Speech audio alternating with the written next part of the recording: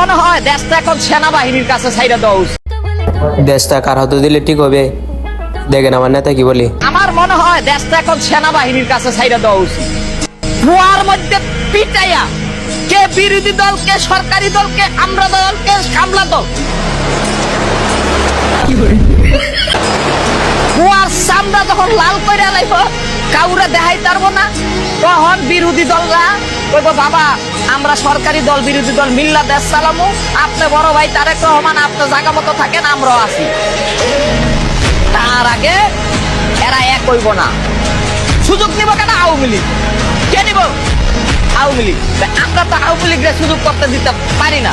তাহলে এই সিন্ডিকেট আগে দূর করো, তাহলে তেল এবং বিদ্যুতের সিন্ডিকেট দূর করো। শেখ হাসিনা এত বড় ফেসি, সে কিন্তু তেলের ট্যাঙ্কি দিয়ে গেছে এই দেশে, বিদ্যুৎ দিয়ে গেছে, টাকা নিছে, ঘুষ নিছে, কিন্তু বিদ্যুৎ দিছে, এই রাস্তা কইরা গেছে, বুঝছে না? এখন হাসিনা কইরা গেছে, আমরা ভোগ কইরা খামু, হেই নাও সিন্ডিকেট। সিন্ডিকেট কেন হয় এটা নিয়ে তো কোনো গবেষণা পার্লামেন্টে হয় না।